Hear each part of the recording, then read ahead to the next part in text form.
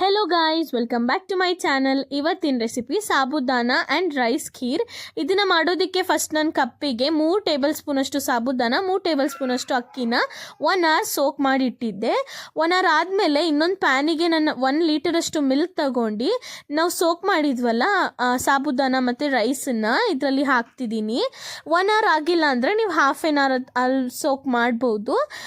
ಇದನ್ನು ಕೂಡ ಆ್ಯಡ್ ಮಾಡಿ ಚೆನ್ನಾಗಿ ಈ ಥರ ಮಿಕ್ಸ್ ಮಾಡ್ಕೊಳ್ಳಿ.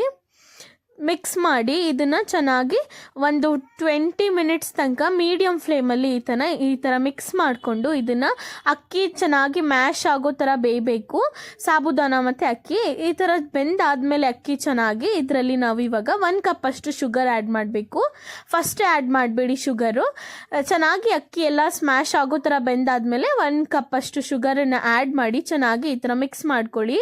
ಈ ಸ್ಟೇಜಲ್ಲಿ ನೀವು ಸ್ಯಾಫ್ರನ್ ಮಿಲ್ಕ್ ಅಥವಾ ನಿಮಗೆ ಯೆಲ್ಲೋ ಫುಡ್ ಕಲರ್ ಹಾಕಿ ಇದನ್ನು ಚೆನ್ನಾಗಿ ಮಿಕ್ಸ್ ಮಾಡಿ. ನಾನಿಲ್ಲಿ ಯೆಲ್ಲೋ ಫುಡ್ ಕಲರ್ನ ಆ್ಯಡ್ ಮಾಡಿದ್ದೀನಿ.